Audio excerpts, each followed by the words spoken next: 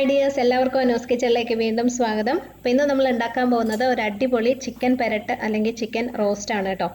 അപ്പോൾ ഞാനിന്ന് 1/2 kilo chicken വെച്ചിട്ടാണ് ഇത് ഉണ്ടാക്കുന്നത്. ഒരു പാനിൽ ആവശ്യത്തിന് വെളിച്ചെണ്ണ ഒഴിച്ചു കൊടുക്കാം. ഞാൻ ഇരുമ്പ് ചട്ടിയാണ് എടുത്തിരിക്കുന്നത്, കാസ്റ്റ് അയൺ ആണ്.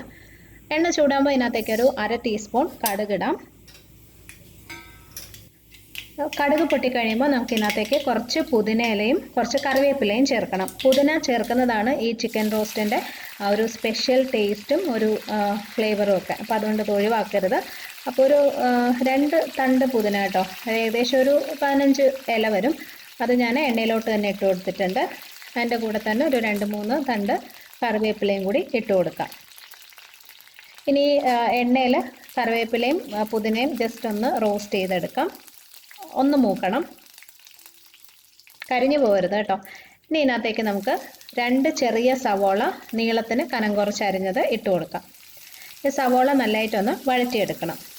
ഞാൻ പറഞ്ഞല്ലോ, ഈ ചിക്കനിൽ പുതിന ചേർക്കുന്നതാണ് അതിൻ്റെ ഒരു സ്പെഷ്യൽ ടേസ്റ്റ്. അപ്പോൾ അഥവാ നിങ്ങൾക്ക് പുതിനയുടെ ടേസ്റ്റ് ഒത്തിരി ഇഷ്ടമില്ലെങ്കിൽ കുറച്ച് ചേർത്താൽ മതി. ഞാൻ ചേർത്തതിൻ്റെ ഒരു പകുതിയൊക്കെ ഇട്ടാൽ മതി. പക്ഷേ ഒഴിവാക്കരുത് കേട്ടോ, എന്തായാലും കുറച്ചെങ്കിലും ചേർക്കണം.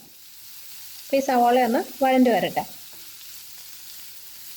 സവോള ഇതുപോലെ നന്നായിട്ടൊന്ന് വാടിക്കഴിയുമ്പം ഇതിനകത്തേക്ക് 1 ടേബിൾ സ്പൂൺ ഇഞ്ചി വെളുത്തുള്ളി ചതച്ചതും 1-2 പച്ചമുളക് ചെറുതായിട്ട് അരിഞ്ഞതും ഇട്ട് കൊടുക്കാം. ഇത് കുറച്ച് എരിവുള്ളൊരു ചിക്കൻ റോസ്റ്റ് ആണ്. അപ്പോൾ പച്ചമുളകിൻ്റെ അളവ് നിങ്ങൾക്ക് ഇഷ്ടം പോലെ അഡ്ജസ്റ്റ് ചെയ്യാം.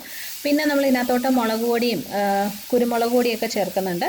അപ്പോൾ അത് അനുസരിച്ച് പച്ചമുളക് എത്രയാണെന്ന് വെച്ചാൽ ചേർത്താൽ മതി. അപ്പോൾ ഇതെല്ലാം നന്നായിട്ട് മൂത്ത് സവോള കുറച്ചും കൂടെ ഒന്ന് നിറം മാറി വരണം. സവോള ചെറുതായിട്ട് ബ്രൗൺ ആയിട്ടുണ്ട്, ഇത്രയും മതി. ഇനി നമുക്ക് ഇതിനകത്ത് പൊടികൾ ചേർക്കാം. അപ്പോൾ തീ നന്നായിട്ട് കുറച്ച് വെച്ചിട്ട് ആദ്യം ഒരു 1/2 ടീസ്പൂൺ മഞ്ഞൾപ്പൊടി ഇട്ട് നല്ലതായിട്ടൊന്ന് വഴറ്റാം. മഞ്ഞൾപ്പൊടിയുടെ പച്ചച്ചുവയൊന്ന് മാറട്ടെ. ഇനി നമുക്ക് ബാക്കി പൊടികൾ ചേർക്കാം. 1.5 അല്ലെങ്കിൽ 2 ടേബിൾ സ്പൂൺ അളവിൽ കാശ്മീരി മുളക് പൊടി, 2.5 അല്ലെങ്കിൽ 3 ടേബിൾ സ്പൂൺ മല്ലിപ്പൊടി. അത് മുളക് പൊടി എത്ര ചേർക്കുന്നു അതിനനുസരിച്ച് മല്ലിപ്പൊടിയുടെ അളവിൽ വ്യത്യാസം വരുത്തണം. ഇനി ഇതിനകത്ത് ഒരു 1/2 ടീസ്പൂൺ കുരുമുളക് പൊടിയും 1 ടീസ്പൂൺ ഗരം മസാല പൊടിയും കൂടി ചേർത്ത് കൊടുക്കാം. ഞാൻ നേരത്തെ പറഞ്ഞ പോലെ ഇത് അത്യാവശ്യം നല്ല എരിവുള്ളൊരു ചിക്കൻ റോസ്റ്റ് ആണ്. അപ്പോൾ അഥവാ നിങ്ങൾക്ക് കുറച്ചും കൂടി എരിവ് കുറച്ച് മതിയെന്നുണ്ടെങ്കിൽ നമ്മൾ ആദ്യം ചേർത്ത മുളക് പൊടിയുടെയും മല്ലിപ്പൊടിയുടെയൊക്കെ അളവ് അഡ്ജസ്റ്റ് ചെയ്താൽ മതി കേട്ടോ. ഞാൻ 2 ടേബിൾ സ്പൂൺ കാശ്മീരി മുളക് പൊടിയും 3 ടേബിൾ സ്പൂൺ മല്ലിപ്പൊടിയാണ് ചേർത്തത്. അപ്പോൾ അത് നിങ്ങൾ കുറച്ച് ചേർത്താൽ മതി. അപ്പോൾ ഇത് നല്ലോണം മൂത്ത് വന്നിട്ടുണ്ട്. ഇനി ഇതിനകത്തേക്ക് നമുക്ക് ചിക്കൻ ചേർക്കാം. അപ്പോൾ ഞാനിവിടെ 1/2 കിലോ ചിക്കൻ നന്നായിട്ട് കഴുകിയിട്ട് ചെറിയ കഷ്ണങ്ങളായിട്ട് മുറിച്ച് വെച്ചിരുന്നതാണ്. നല്ലോണം മിക്സ് ചെയ്ത് എടുക്കാം. പിന്നെ ഇതിൽ നമ്മൾ തക്കാളി ചേർക്കുന്നില്ല കേട്ടോ. അപ്പോൾ ഞാനിതിൽ ആവശ്യത്തിനുള്ള ഉപ്പും കൂടി ഇടുവാണ്. എന്നിട്ട് എല്ലാം കൂടി നല്ലോണം മിക്സ് ചെയ്ത് എടുക്കാം. തക്കാളി ഇല്ലാത്തതുകൊണ്ട് തന്നെ ഇപ്പോൾ ഈ മസാല കുറച്ചൊന്ന് ഡ്രൈ ആയിട്ട് തോന്നും, അത് കുഴപ്പമില്ല. അപ്പം നല്ലതായിട്ട് മിക്സ് ചെയ്ത് വെക്കാം. ഇനി ഇതിനകത്ത് ഞാനൊരു കുറച്ച് വെള്ളം, ഒരു 1-2 ടേബിൾ സ്പൂൺ വെള്ളം ഒന്ന് ഒഴിച്ചു കൊടുത്തിട്ടുണ്ട്. ഞാൻ പറഞ്ഞ പോലെ കുറച്ച് ഡ്രൈ ആണ്.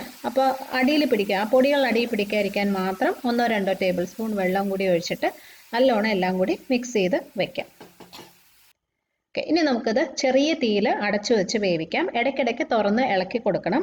അധികം വെള്ളം ഒഴിക്കേണ്ട, ചിക്കനിൽ നിന്ന് കുറച്ചൊക്കെ വെള്ളം വരുമല്ലോ, അതിൽ തന്നെ വെന്ത് കിട്ടും. പിന്നെ ഇത് കുറച്ചിങ്ങനെ റോസ്റ്റ് അല്ലേ, അധികം ഗ്രേവി വേണ്ട അതിന്.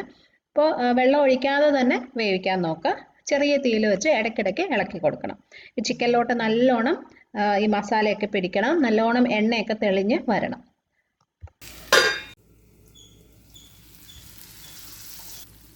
അപ്പോൾ നമ്മുടെ ചിക്കൻ റോസ്റ്റ് ഇവിടെ റെഡി ആയിട്ടുണ്ട്. കണ്ടോ, നല്ല ബ്രൗൺ കളറിൽ നല്ലോണം എണ്ണയൊക്കെ തെളിഞ്ഞ് വന്നിട്ടുണ്ട്. ചിക്കനിലോട്ട് ആ മസാലയൊക്കെ നന്നായിട്ട് പിടിച്ചിട്ടുണ്ട് കേട്ടോ. ഇനി ലാസ്റ്റ് ഇതിനകത്ത് ഒരു ടീസ്പൂൺ നാരങ്ങ നീര്, നമ്മൾ തക്കാളി ചേർത്തിട്ടില്ലാത്തതുകൊണ്ട് ചെറിയൊരു പുളിക്കായിട്ട് ഒരു ടീസ്പൂൺ നാരങ്ങ നീര്, 1/4 ടീസ്പൂൺ ഗരം മസാല പൊടിയും കുറച്ച് പുതിനയിലയും കൂടി ഒന്ന് മുറിച്ചിട്ട് കൊടുക്കാം. അവസാനം ഈ പുതിനയില ചേർത്ത് കുറച്ച് സമയം നമ്മളൊന്ന് അടച്ചു വെച്ച് കഴിയുമ്പോൾ കുറച്ചും കൂടി നല്ലൊരു ഫ്ലേവർ കിട്ടുമേ. നല്ലതായിട്ട് എല്ലാം കൂടി ഒന്ന് മിക്സ് ചെയ്തിട്ട് നമുക്ക് സ്റ്റൗ ഓഫ് ചെയ്യാം.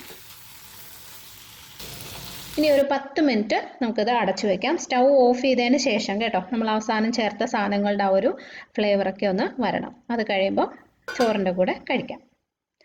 അപ്പോൾ നല്ല ചൂട് ചോറ്, കുറച്ച് പുളിശ്ശേരി, അതിൻ്റെ കൂടെ നല്ല അടിപൊളി ചിക്കൻ പെരട്ട്. നല്ല സൂപ്പർ ടേസ്റ്റാണേ. നിങ്ങൾ ഉണ്ടാക്കി നോക്കൂ. ഇഷ്ടമാവുകയാണെങ്കിൽ ഫ്രണ്ട്സുമായിട്ടൊക്കെ ഒന്ന് ഷെയർ ചെയ്യണേ. പിന്നെ സബ്സ്ക്രൈബ് ചെയ്തിട്ടില്ലാത്തവരുണ്ടെങ്കിൽ ചെയ്യാനും മറക്കല്ലേ. അപ്പോൾ നമുക്ക് വീണ്ടും കാണാം. Bye friends. Thank you for watching.